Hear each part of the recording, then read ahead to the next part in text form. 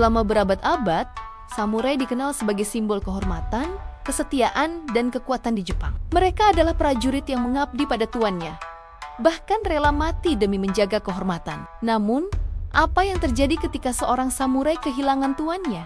Apakah mereka tetap menjaga kode kehormatan Bushido? Atau justru berubah menjadi pengembara tanpa arah, bahkan bandit yang ditakuti rakyat? Mereka inilah yang disebut Ronin, samurai tanpa tuan, yang hidup di pinggiran masyarakat, sering dipandang hina, tetapi juga ditakuti karena keahlian bertarungnya. Dalam sejarah Jepang, kisah Ronin dipenuhi dengan tragedi, pengkhianatan, tetapi juga legenda heroik yang hingga kini masih dikenang. Hari ini, kita akan menelusuri jejak para Ronin, dari asal-usul mereka, kehidupan yang keras di jalanan, hingga kisah paling terkenal 47 Ronin, simbol loyalitas terakhir dalam sejarah Jepang.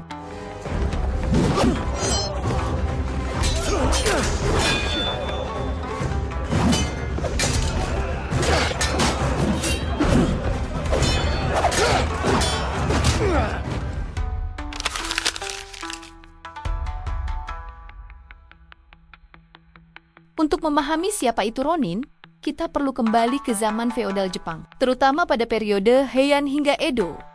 Seorang samurai pada dasarnya adalah abdi setia seorang daimyo, tuan tanah, atau bangsawan yang menguasai wilayah tertentu. Hubungan ini bukan sekadar pekerjaan, melainkan sebuah ikatan kehormatan yang dikenal sebagai Bushido, kode hidup para samurai. Bushido menekankan kesetiaan, keberanian, pengendalian diri, dan kehormatan. Namun, keadaan seringkali tidak ideal. Ada banyak alasan mengapa seorang samurai bisa kehilangan tuannya jika daimyo mereka kalah perang, dan wilayahnya disita jika tuan mereka dihukum mati, atau dipaksa bunuh diri sepuku karena melanggar aturan shogun, jika mereka dipecat atau diusir karena dianggap gagal menjalankan tugas. Ketika itu terjadi, samurai tersebut kehilangan status, penghasilan, dan perlindungan sosial. Mereka berubah menjadi Ronin. Kata Ro berarti ombak, dan Nin berarti manusia. Secara harfiah, Ronin adalah manusia seperti ombak, terombang-ambing tanpa arah, tanpa tuan, tanpa tempat untuk berlabuh. Di masyarakat Jepang kala itu, menjadi Ronin dianggap aib besar. Samurai tanpa tuan dipandang sebagai pembelot atau gagal menjaga kehormatan. Bahkan, banyak yang menyarankan bahwa seorang samurai seharusnya bunuh diri untuk menjaga martabatnya daripada hidup sebagai Ronin. Namun kenyataannya, tidak semua orang siap mati. Banyak Ronin memilih bertahan hidup meski harus bekerja serabutan, mengemis, atau bahkan menjadi tentara bayaran dan bandit jalanan. Salah satu catatan sejarah menyebutkan bahwa pada masa periode Edo, jumlah Ronin membengkak hingga ribuan orang, terutama setelah reformasi politik yang membuat banyak daimyo kehilangan tanah dan kekuasaan. Kota-kota besar seperti Edo di Tokyo dipenuhi Ronin, yang sebagian hidup miskin, sementara sebagian lain menjual pedang mereka kepada siapa saja yang berani membayar. Jadi, asal-usul Ronin bukan sekadar pilihan hidup, melainkan akibat langsung dari kerasnya sistem feodal Jepang. Dari samurai yang penuh kehormatan, mereka bisa jatuh menjadi pengembara yang hina, atau sebaliknya, menjadi legenda yang dikenang selamanya.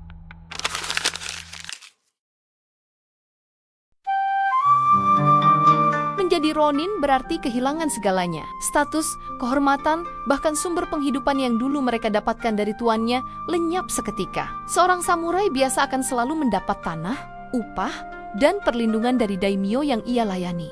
Tapi begitu tuannya meninggal, dihukum, atau kalah dalam perang, semua itu hilang. Dan sang samurai pun berubah menjadi Ronin, seorang pengembara tanpa arah. Kehidupan Ronin sehari-hari seringkali keras dan penuh penderitaan. Banyak dari mereka yang menganggur, hidup dari sedikit tabungan yang semakin menipis, hingga akhirnya jatuh dalam kemiskinan. Ada Ronin yang terpaksa bekerja sebagai petani, ada pula yang menjadi tukang kayu, guru kecil, atau pengawal bayaran di kota. Namun, tidak sedikit dari mereka yang mengambil jalan gelap, menjadi pencuri, bandit, atau bahkan tentara bayaran bagi kelompok kriminal yang berani membayar pedang mereka. Di kota besar seperti Edo, Ronin kerap dianggap sebagai masalah sosial. Mereka adalah mantan samurai yang masih ahli berpedang, tetapi kini hidup tanpa arah dan tanpa aturan. Bayangkan, ribuan orang yang terlatih bertarung, tiba-tiba kehilangan tujuan hidup. Tidak heran jika pemerintah shogun khawatir mereka bisa memicu kerusuhan atau pemberontakan kapan saja. Masyarakat pun sering memandang rendah para Ronin.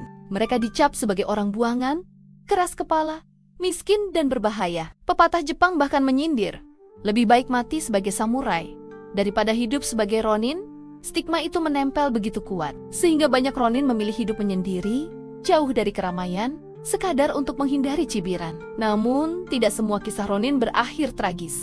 Ada pula yang mencoba bangkit dengan cara yang lebih terhormat. Beberapa membuka dojo kecil, mengajarkan ilmu pedang kepada murid-murid muda. Ada juga yang beralih menjadi seniman, penulis, atau filsuf, menggunakan pengetahuan mereka yang luas untuk bertahan hidup. Dan tentu saja, sejarah mencatat sosok-sosok besar yang lahir dari kalangan Ronin. Yang paling terkenal adalah Miyamoto Musashi, seorang Ronin yang melegenda sebagai ahli pedang tak terkalahkan. Ia berkelana dari satu kota ke kota lain, menantang siapapun yang berani melawannya dalam duel, dan nyaris selalu menang. Hidupnya penuh pengembaraan.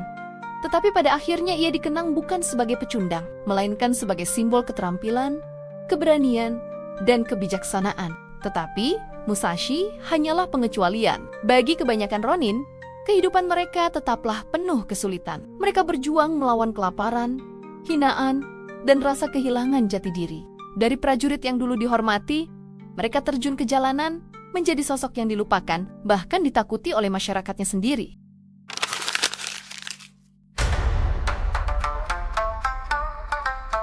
Ketika jalan hidup semakin buntu, banyak Ronin memilih cara paling keras untuk bertahan hidup seperti menjual pedang mereka kepada siapa saja yang berani membayar. Tanpa tuan yang sah, mereka tidak lagi terikat oleh kode kesetiaan yang mengikat seorang samurai. Pedang yang dulunya hanya dihunus demi kehormatan, kini bisa digunakan demi uang, atau sekadar demi sesuap nasi. Sebagian Ronin bergabung dengan kelompok militer kecil, menjadi tentara bayaran yang disewa dalam konflik antar klan, atau menjaga pedagang kaya yang membutuhkan perlindungan dari perampok. Dalam pertempuran, kehadiran mereka sering membuat perbedaan besar, sebab meski kehilangan status, kemampuan mereka dalam seni berpedang tetaplah tajam.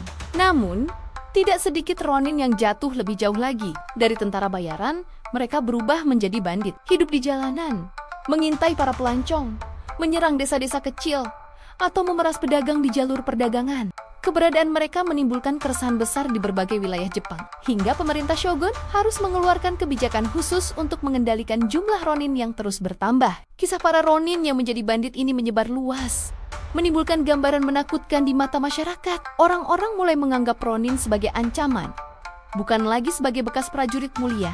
Setiap orang yang melihat seorang lelaki dengan dua pedang tetapi tanpa lambang klan, seringkali langsung curiga dan waspada. Namun, ada sisi lain yang menarik. Justru karena mereka bebas dari ikatan dengan daimyo, beberapa Ronin malah menjadi simbol perlawanan. Mereka membantu rakyat kecil melawan tuan tanah yang sewenang-wenang, atau melindungi desa-desa dari bandit lain yang lebih kejam. Dalam kisah rakyat dan legenda, Ronin kadang digambarkan sebagai pahlawan misterius, sosok kesatria tanpa tuan yang berkelana, menegakkan keadilan dengan caranya sendiri. Tetapi kenyataan tidak selalu seindah legenda. Banyak Ronin hidup di ambang keputusasaan, terjebak antara menjadi pengawal bayaran yang dihina atau bandit yang ditakuti. Hidup mereka adalah perjuangan konstan antara kehormatan masa lalu dan kenyataan pahit di masa kini. Pedang yang dulu menjadi simbol kebanggaan samurai, kini hanyalah alat untuk bertahan hidup di dunia yang tak lagi memberi mereka tempat.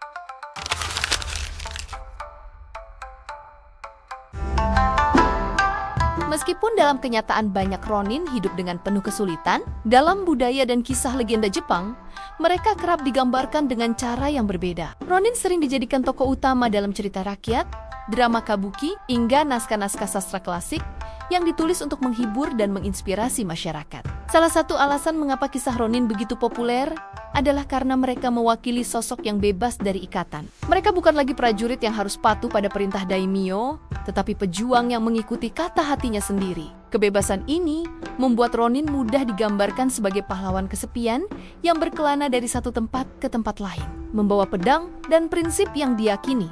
Dalam pertunjukan kabuki misalnya, Ronin sering ditampilkan sebagai pria gagah, penuh wibawa, dan memiliki jiwa satria yang luhur. Mereka muncul sebagai pembela rakyat jelata, orang yang berani menentang tuan tanah kejam, atau pejabat korup. Sosok Ronin dalam drama semacam itu menjadi semacam Robin Hood versi Jepang, yaitu seorang pengembara yang melawan ketidakadilan dengan keberanian.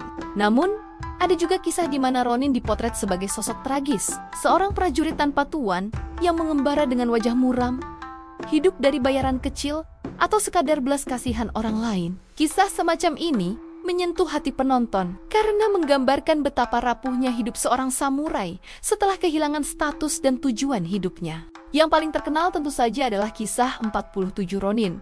Kisah ini mengisahkan sekelompok Ronin yang dengan setia membalas dendam atas kematian tuannya. Meskipun mereka tahu bahwa tindakan itu akan berakhir dengan hukuman mati, cerita ini menjadi legenda besar, dipentaskan dalam kabuki, ditulis dalam buku, bahkan diangkat ke layar lebar hingga zaman modern. Hingga kini, kisah tersebut dianggap sebagai lambang sejati dari Bushido, yaitu kesetiaan dan kehormatan seorang samurai. Meskipun mereka sudah tidak lagi memiliki tuan, kebudayaan Jepang sendiri akhirnya menjadikan Ronin sebagai tokoh abadi dalam imajinasi masyarakat. Dari legenda kuno hingga film modern, mereka tetap muncul sebagai simbol ambivalen. Kadang pahlawan gagah yang membela kebenaran, kadang sosok tragis yang hidup dalam kesendirian. Dan mungkin justru karena kontras inilah Ronin begitu menarik. Mereka adalah gambaran manusia biasa yang berjuang di antara idealisme dan realitas, di antara kehormatan dan kebutuhan hidup. Kisah mereka mengajarkan bahwa bahkan dalam keterpurukan, masih ada ruang bagi kesetiaan, keberanian, dan perjuangan untuk menemukan arti hidup.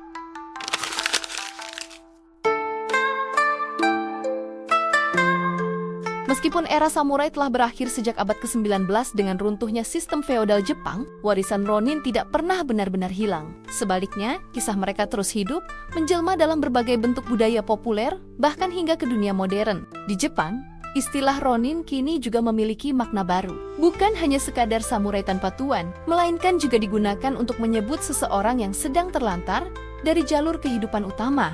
Misalnya, siswa yang gagal masuk universitas favorit pada percobaan pertama sering disebut sebagai Ronin akademik karena mereka harus menunggu 1 tahun atau lebih untuk mencoba lagi.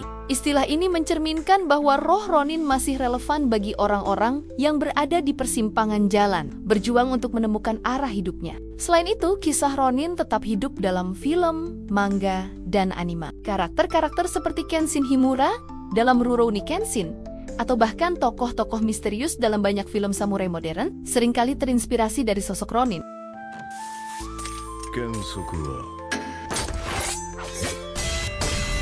Mereka digambarkan sebagai pejuang kesepian, mengembara dari satu tempat ke tempat lain, mencari makna hidup di dunia yang terus berubah. Tidak hanya dalam budaya populer Jepang, Ronin juga menarik perhatian dunia. Film Hollywood seperti 47 Ronin yang dibintangi Keanu Reeves,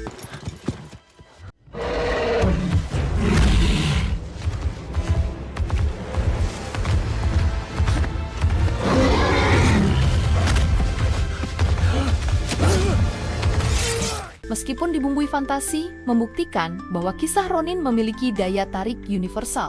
Dunia memandang mereka sebagai simbol keberanian, pengorbanan, dan loyalitas yang abadi. Lebih dalam lagi, warisan Ronin juga dapat dilihat dalam nilai-nilai modern. Konsep untuk berjuang sendiri, tanpa sandaran pada kekuasaan besar, dan tetap setia pada prinsip hidup, adalah hal yang terus menginspirasi banyak orang. Dalam dunia bisnis, seni, bahkan politik, ada mereka yang bisa dianggap sebagai Ronin modern, yaitu orang-orang yang memilih jalan berbeda meski penuh risiko. Akhirnya, Ronin bukan hanya kisah tentang masa lalu Jepang. Mereka adalah simbol universal tentang perjuangan manusia yang kehilangan arah, jatuh dalam kesulitan namun tetap mencoba berdiri, berjuang, dan menemukan kehormatan dalam perjalanan hidupnya. Mungkin itulah sebabnya, meskipun zaman samurai telah lama berakhir, kisah Ronin akan selalu hidup. Mereka adalah pengingat bahwa meskipun kita kehilangan segalanya, keberanian untuk terus melangkah tetap bisa menjadi warisan paling berharga.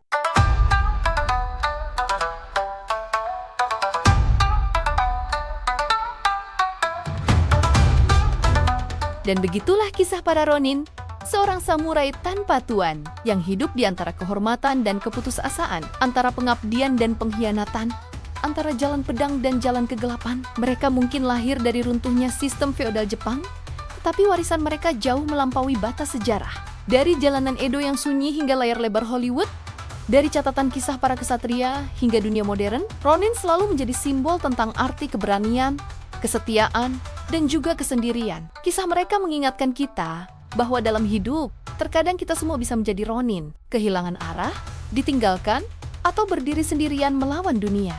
Namun justru disitulah kita bisa menemukan kekuatan sejati, keberanian untuk tetap melangkah. meski tidak ada lagi yang menuntun jalan kita. Terima kasih sudah menemani pembahasan kali ini. Jika kamu merasa kisah Ronin ini menarik, jangan lupa nantikan cerita-cerita sejarah dunia lainnya yang tak kalah penuh intrik, kejutan, dan inspirasi. Karena di balik setiap lembar sejarah, selalu ada sisi yang jarang terungkap, namun pantas untuk kita ketahui. Sampai jumpa di episode berikutnya.